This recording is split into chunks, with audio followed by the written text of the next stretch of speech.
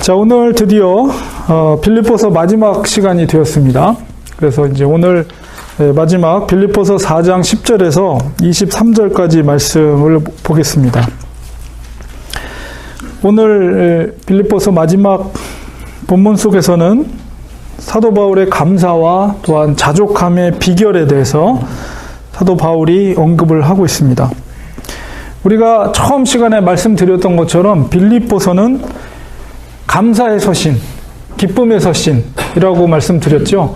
가장 중요한 이 편지의 목적은 에바브로디도를 통해서 빌립보 성도들이 모아서 전달해주는, 이렇게 성경에는 선물로 표현되어 있지만 일종의 선교 헌금이죠. 선교비를 사도 바울에 전달해 준 거에 대해서 사도 바울이 감사하는 마음으로 그들을 교회를 향해, 성도들을 향해 쓴 편지, 감사의 편지다. 여러분이 이렇게 이해하시면 되겠습니다. 그래서 이제 그 마지막에 그 선물에 대한 감사의 내용들을 사도 바울이 이야기하고 있습니다. 그래서 본문으로 들어가면 4장 10절에 보면 내가 주 안에서 크게 기뻐함은 너희가 나를 생각한 것이 이제 다시 싹이 남이니, 이렇게 되어 있습니다. 그래서 크게 기뻐한다라고 했을 때 이 헬라어 시제를 보면 부정 과거형, 그러니까 과거형으로 되어 있어요. 그러니까 이미 선교비를 받은 거죠. 받았기 때문에 내가 그때 기뻤고 또한 그것에 대해서 지금도 내가 기뻐한다. 그런 의미를 담고 있습니다. 주 안에서, 주님 안에서. 그리고 너희가 나를 생각한 것이라는 것은 바울에게 선교비를 보내주고자 한 마음, 성도들이 지금 바울이 어려울 텐데 그분께 우리가 선물을 보내드리자라고 생각한 것, 나를 생각한 것이 이제 다시라고 성경에는 표현되어 있지만 원래 이것을 정확하게 더 표현하면 이제 마침내라는 뜻입니다. 이제 마침내 싹이 났다. 싹이 났다는 것은 자발적으로 바울을 돕자는 생각이 다시 살아났다는 거예요. 교회 안에서, 성도들 안에서. 너희가 또한 이를 위하여 생각은 하였으나 기회가 없었느니라. 그런 생각이 먼저 일어났는데 직접 이렇게 그 뜻을 실천하고자 하는 기회가 없었다. 항상 여러분은 나를 생각하고 있었지만 그것을 표시할 만한 기회가 없었는데 이제 기회가 된 거죠. 그래서 에바브로디도를 통해서 그것을 전달하게 되었다는 것입니다. 11절에 보면 내가 궁핍함으로 말하는 것이 아니니라. 이게 무슨 의미냐면 바울이 이렇게 너희들한테 기쁨을 표현하는 것이 이제 너희들이 연보를 보내서 내가 그것이 해결됐기 때문에, 그 궁핍이 해결됐기 때문에 내가 이렇게 말하는 것이 아니다라는 거예요. 그게 아니고, 그러면 왜 이렇게 기쁨의 마음을 전하느냐? 어떠한 형편에든지 나는 자족하기를 배웠다, 이렇게 말하고 있습니다. 이 자족이라는 헬라어 단어가 그 당시에 우리 지난주에 빌립보서 4장 8절에 있는 여러 가지 덕목은 그 당시에 그 당시에 그 로마에서 있었던 철학자들의 가장 고상한 철학들, 그 다음에 덕목들이라고 했죠. 그런 것처럼 이 자족이라는 단어는 그 당시에 이제 스토아 철학자들이 가장 지고한 최고의 경지에 있는 그 덕목이 바로 자족이라는 것이죠. 그러니까 자기의 욕심을 지워버리고 포기하면 다다라는 경지, 도달할 수 있는 경지를 이제 자족이라는 헬라어를 썼는데, 그러나 이제 그 스토아 철학자들이 얘기하는 자족과 사도 바울이 말하는 자족의 차이는 뭐냐면 그 사람들은 인간의 의지로 그 자족의 경지에 도달할 수 있다라고 생각하는 반면에 바울은 그리스도를 통해서 그 자족함을 이룰 수 있다라고 여기서 말하고 있는 것입니다. 어떤 형편에든지 내가 자족하는 것을 배웠다. 그것은 바로 그가 다메섹 도상에서 예수 그리스도를 만난 이후부터 지금 편지를 쓰는 현재까지 그 과정 속에서, 바울의 삶 속에서 그 많은 경험을 통해서 드디어 내가 자족하는, 어떤 형편에든 내가 자족하는 경지를 깨닫게 되었다라는 것을 표현하고 있습니다. 구체적으로 12절에 말하고 있어요. 나는 비천에 처할 줄도 알고. 비천이라는 것은 극심한 경제적인 가난을 말하고, 그 다음에 풍부라는 것은 차고 넘칠 정도의 경제적인 풍요로움에 처할 줄도 알아. 여기 안다는 말이 반복해서 표현되어 있습니다. 모든 일, 곧 배부름과 배고픔과 풍부와 궁핍에도 처할 줄을 아는 일체의 비결, 비밀을 배웠다 이렇게 표현하고 있죠.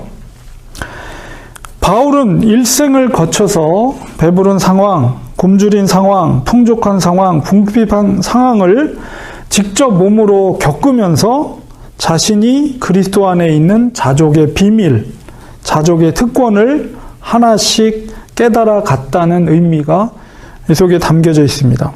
그리고 이 깨달은 것을 비밀이라고 바울이 언급하고 있는 것은 바로 그리스도 안에서 사는 삶의 세계를 점차 깊이 있게 깨달아 가는 과정이에요.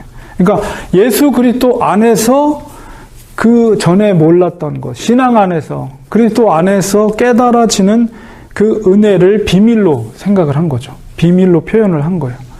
이전에는 신앙을 모를 때, 그리스도를 몰랐을 때는 알지 못했던 또 다른 세상, 또 다른 어떤 은혜, 그것을 비밀이라고 이야기를 한 겁니다.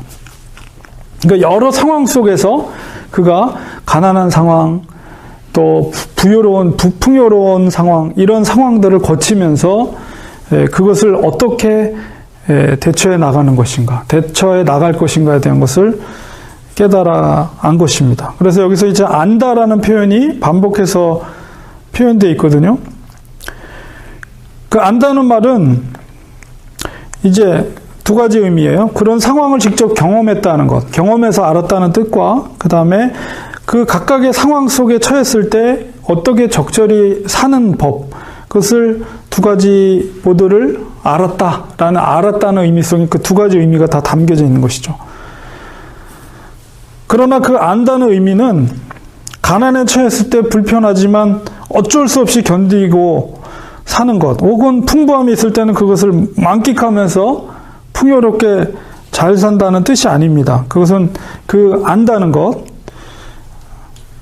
것은 가난한 상황에 처했을 때도 긍정적이면서 적극적인 마음의 자세와 태도를 유지하면서 살 수 있는 것. 그 다음에 부유함이 주어졌을 때도 그 부유함에 빠지지 않고 그 부유함을 어떻게 사용할 것인가. 그런 것을 바울이 알았다는 거예요. 그러니까는 참 이 경지에 이르기 위해서는 우리들도 많은 경험이 필요하고 또 그리스도 안에서의 어떤 은혜가 필요한 거죠. 보통 사람들이 특히 물질이 없다가 정말 궁핍하게 살다가 갑자기 어떤 일로 인해서 물질이 많아지게 되면 그것을 제대로 쓸 수가 없어요. 이제 소위 말하는 뭐라 그러죠? 갑자기 돈이 많아진 사람들. 그런 졸부 이런 사람들은 진짜 그 부를 올바로 쓰지 못한다는 거죠. 어리석게 쓴다는 것이죠. 그러나 바울은 그것을 지혜롭게 쓰는 것을 배웠다. 그래서 우리가 성경적인 물질관을 갖는 것은 굉장히 중요한 겁니다. 보면 성경에 굉장히 물질에 대한 설교를 굉장히 많이 했어요. 예수님께서도 그랬고 성경에 보면 정말 이 물질과 관련된 이야기들이 굉장히 많이 나옵니다. 그래서 우리가 강단에서 물질에 관한 설교를 하면 성도들이 생각하는 게 또 목사님 헛구말하는 얘기인가 하면서 되게 싫어하잖아요, 성도들이. 그런데 성경에는 분명히 물질에 관한 설교, 물질에 관한 말씀이 굉장히 많이 등장을 해요. 그만큼 물질을 지혜롭게 사용하는 것, 지혜롭게 유지하는 것이 얼마나 중요한 것인가를 성경이 말하고 있는 거죠. 그러니까 가장 기본적인 것은 그 달란트 비유에서 있는 것처럼 청지기적인 마음의 태도를 가져야 된다는 거예요. 물질은 하나님의 것이며 하나님께서 어떤 사람에게는 1달란트, 2달란트, 5달란트를 주지만 하나님이 맡겨주신 것을 하나님을 위해서 더 장사를 더 많이 열심히 해서 2배를 만든 것처럼 그런 물질관을, 재물관을 우리가 가져야 된다. 그러니까 풍요로울 때 우리가 그것을 만끽하면서 누리면서 살라는 게 아니라 하나님이 더 많은 것을 맡겨줬을 때는 더 많은 열매를 하나님 앞에 준비하고 노력할 수 있도록 맡겨주신 것이라는 생각을 늘 가져야 돼요. 그래서 많이 맡겨준 자에게 더 충성을 하면 더 많은 것을 하나님이 맡겨주는 거죠.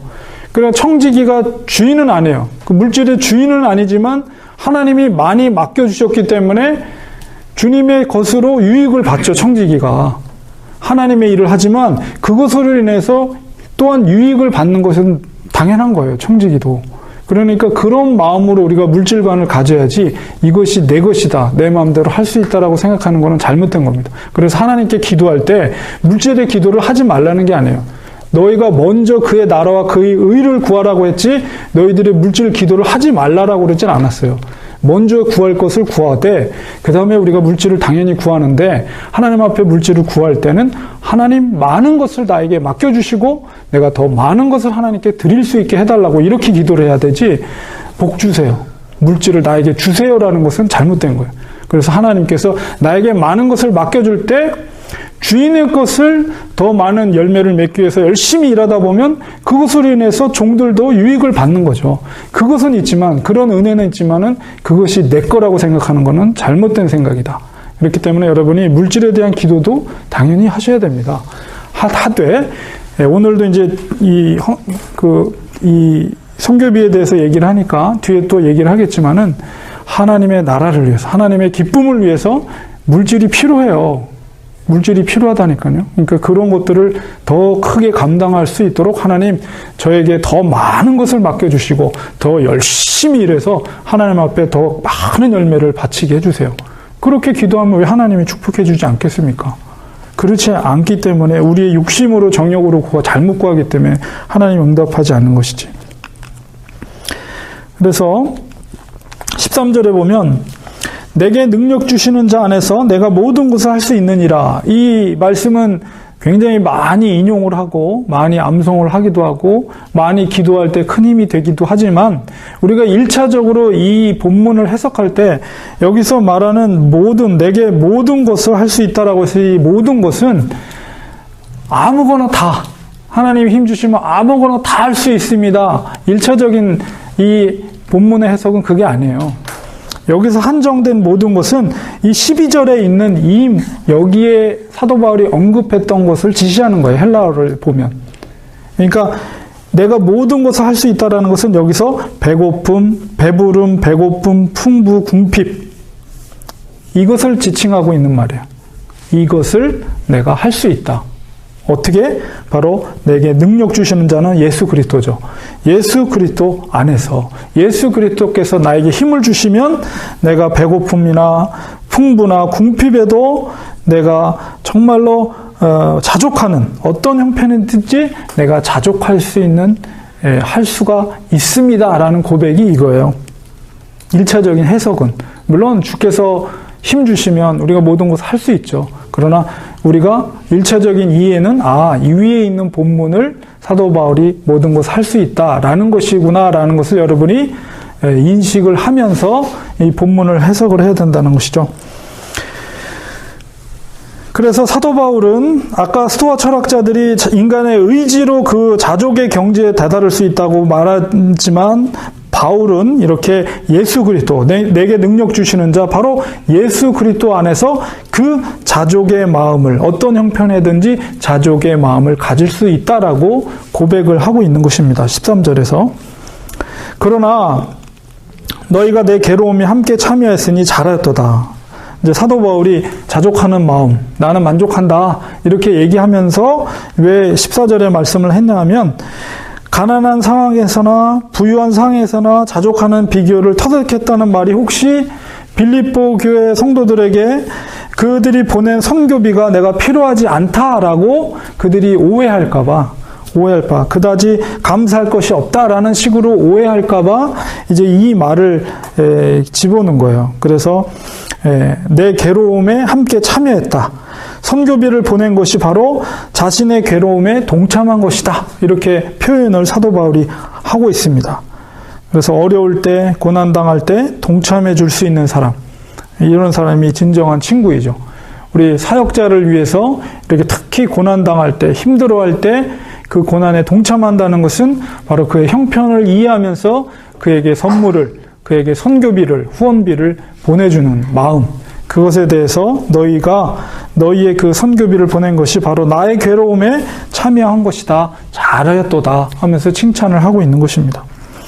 그리고 이번뿐만 아니라 이전에도 이 빌립보 성도들이 바울에게 특별히 헌금을 많이 보내주었습니다. 그래서 이제 4장 15절에 17절에 보면 빌립보 사람들아 너희도 알거니와 복음의 시초라고 표현되어 있는 것은 빌립보 교회 성도들이 복음을 받아들이고 예수님을 믿기로 처음 작정한 때, 그러니까 자주장사 루디아가 복음을 받아들여서 그 교회가 시작할 그때부터 복음의 시초에 처음부터 그 시작부터 내가 마게도냐를 떠날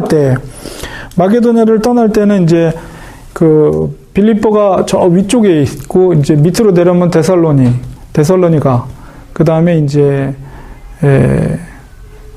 밑으로 내려오면 고린도, 그러니까 아테네, 고린도 이런 식으로 내려오거든요. 그래서 이제 빌립보에서 데살로니가로 갈 때도 이제 헌금을 보내주셨어요. 그래서 내가 마게도냐를 떠날 때, 처음서부터 내가 거기를 떠날 때 주고받는 내일, 이제 헬라어로 보면 이게 상업용어예요. 물건을 사고 팔 때 주고받는다. 비즈니스맨들이 주고받는, 그 어떤 비즈니스, 일을 위해서 주고받는다. 이런 표현을 쓰는데, 여기서 그 용어를 썼는데요. 이것은 바로 복음의 진보를 위한 동업자로서의 의미를 담고 있는 거예요. 그래서 너희들이 물질적인 후원을 준 것은 내가 복음의 진보를 위해서 더 열심히 내라는 어떤 일종의 동업자 관계로서의 용어를 그렇게 사용을 했습니다. 내 일이라는 것은 바로 복음의 진보를 위한 일이죠. 참여한 교회가 너희 외에 아무도 없었느니라. 그래서 그 유럽 교회 처음 시작할 때부터 사도 바울을 그렇게 힘써서 도왔던 교회는 바로 빌립보 교회밖에 없었다.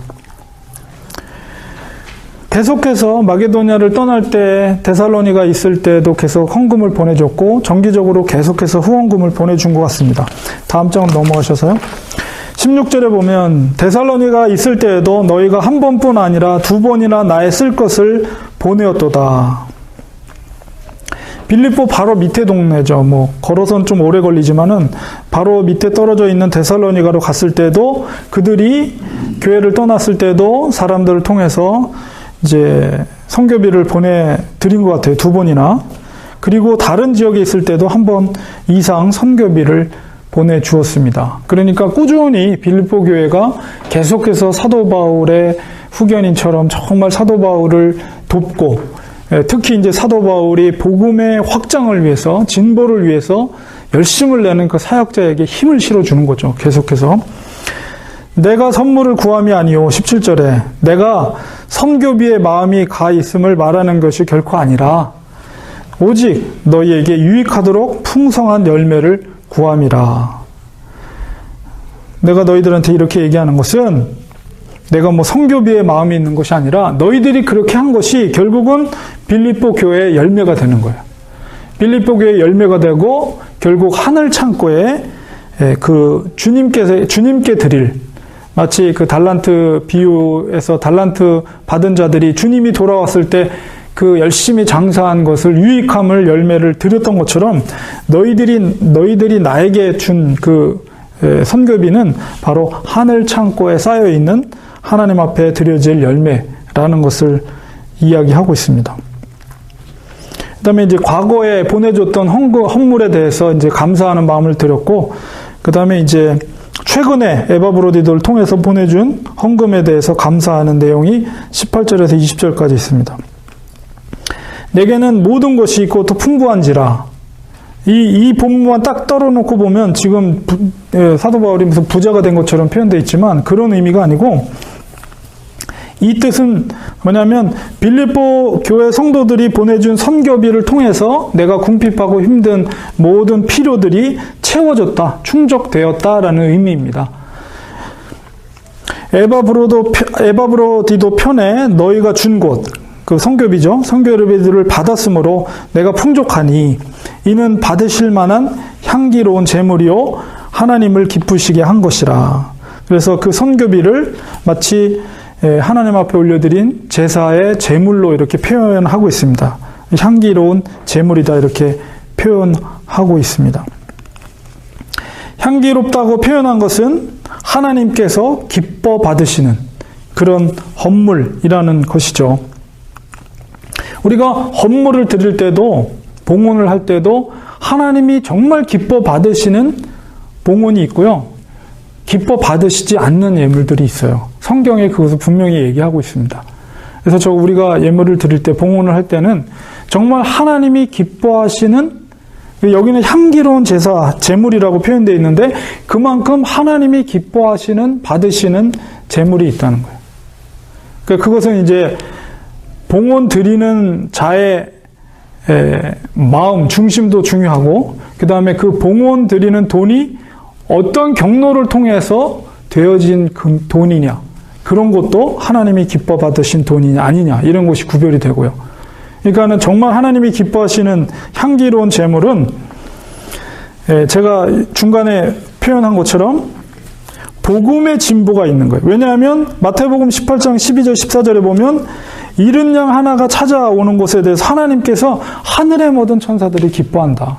많은 99명 의인보다도 한 마리의 잃어버린 양이 돌아왔을 때 하늘의 아버지께서 너무 기뻐한다는 거죠. 그러니까 이 봉헌이 바로 그 복음의 진보를 위해서 영혼이 구원되는 일에 쓰임 받는 그 헌물이 될 때 바로 그 헌물을 하나님은 기뻐 받으신다는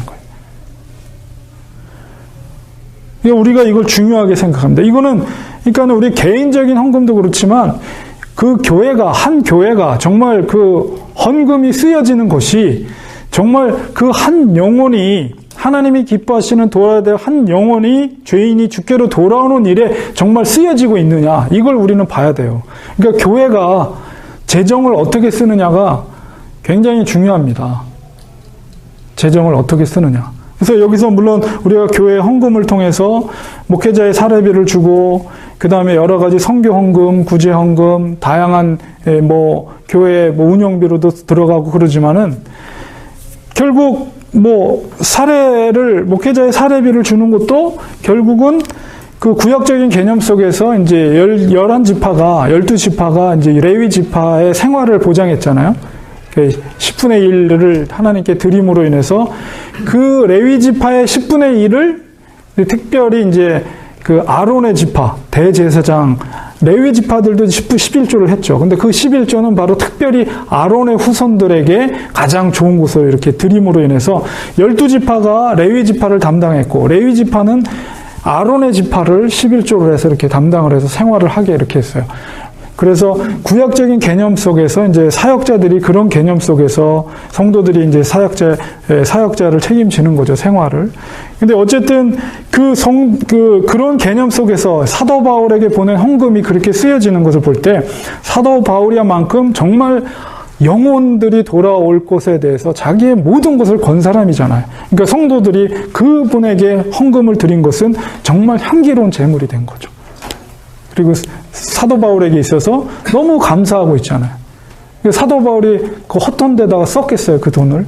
정말 복음의 진보를 위해서 정말 그것을 아끼면서도 성도의 정성과 피와 땀이 흐른 그 헌금을 쓸 때 정말 복음의 진보를 위해서 한 번 생각하고 두 번 생각하고 하면서 썼겠죠. 그래서 우리가 교회도 그냥 무작정 아무 생각 없이 지출이 되는 것이 아니라 정말 이것이 정말 복음의 진보를 위해서 우리 교회가 합당하게 재정을 쓰고 있는가, 이런 거를 목회자뿐만 아니라 리더들이 그런 거를 늘 생각하면서 합당하게 쓰임 받을 수 있도록 늘 우리는 기도할 때 그것이 바로 교회의 열매가 되는 거예요. 복음의 진보가 있고 영혼들이 주께로 돌아올 때 그것이 바로 교회의 열매가 되는 거예요. 하나님 앞에 섰을 때 분명히 교회도 평가를 받는다고요. 주님 앞에 섰을 때 렌추아닌 교회, 너가 정말 하나님 앞에서 얼마나 충성된 일을 했느냐, 분명히 우리를 평가하실 거란 말이에요, 주님께서. 그때 이 재정이 올바로 쓰여지고 복음의 진보를 위해서 올바로 이게 재정이 쓰여졌다면 하나님께 칭찬받는 열매가 되는 거죠. 우리의 상급이 되는 거예요, 그거는.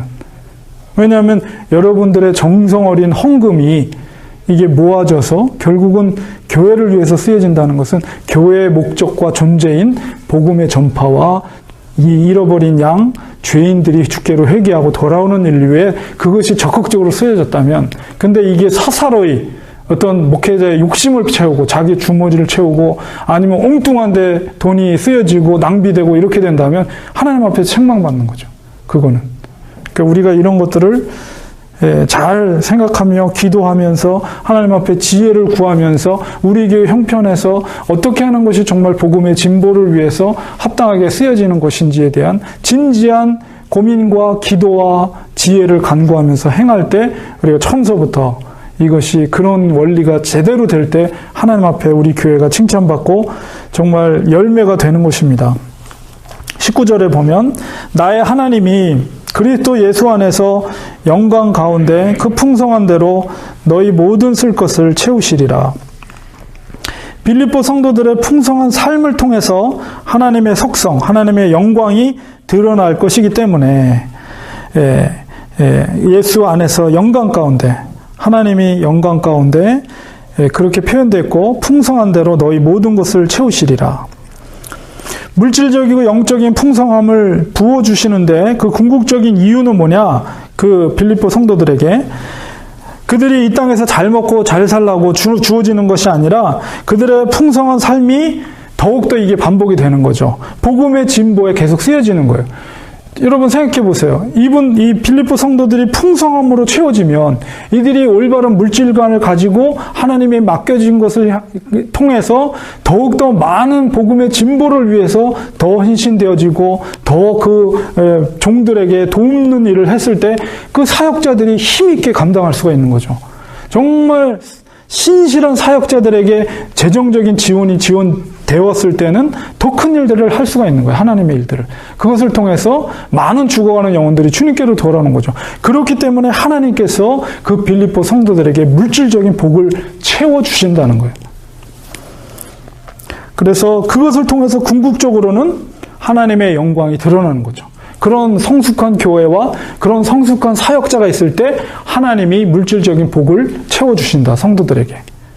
여러분 생각해 보세요. 우리 교회가 정말 성도들이 한 마음으로 주님의 나라를 위해서, 주님의 영광을 위해서 헌신하고 정말 청지기적인 마음을 가지고 교회를 위해 충성하며 헌신하며 죽어가는 영혼들을 주께로 인도하는 일을 위해서 정말 마음을 뜻을 다해서 그렇게 열심히 섬기는데, 그래서 하나님이 뭔가 그 일을 위해서 물질이 필요하다고 그랬을 때 하나님이 그 성도들의 모습과 신실한 사역자들의 그 순수한 모습을 보시고 왜 물질을 복을 주지 않겠어요?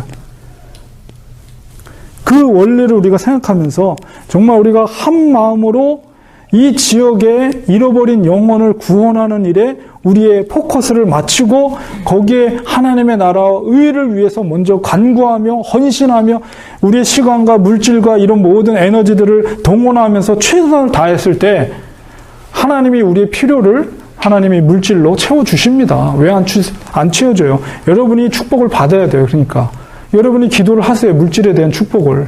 하나님, 저에게 더 많은 것을 감당할 수 있도록 물질의 복을 주셔서 우리 교회가 더 힘있게 하나님의 일들을 더 크게 할 수 있도록 도와주세요. 그런 기도를 하세요. 제가 항상 하나님의 나라와 의를 구하라 계속 그것만 제가 외치니까 여러분 물질 기도 하지 말라는 게 절대 아닙니다. 우리가 주님의 일을 하는데 물질이 왜 안 필요해요? 정말 필요한 거죠. 항상 주님 무슨 일을 할 때는 사람이 필요하고요. 물질이 필요해요. 그리고 시간이 필요하고 또 에너지가 필요하고 이런 것들이 다 필요한 겁니다. 하나님의 나라를 위해서, 하나님의 사역을 위해서. 우리가 온전한 뜻과 생각과 그 다음에 올바른 목표를 가지고 우리가 헌신하고 열심히 할 때 하나님이 채워주실 것을 믿고 여러분이 그런 우선순위를 갖고 살아갈 때 분명히 여러분의 기업을 축복해 주시고 여러분의 일할 걸 반드시 축복해 주실 줄 믿습니다. 예. 저도 그렇게 되기를 기도하고 있어요. 여러분의 일들이 풍성해지고 하나님이 정말 우리 교회 성도들에게 더 많은 달란트를 맡겨주셔서 갑절의 은혜를 하나님께 맡겨드리면 더 하나님께서 더 축복을 허락해 주실 것을 믿고 저도 기도하고 있습니다. 그리고 이제 마지막 인사를 합니다. 20절에 하나님 곧 우리 아버지께 세세무궁하도록 영광을 돌릴지어다. 삶의 주관자 되신 하나님께 영광을 돌리고 있는 거죠.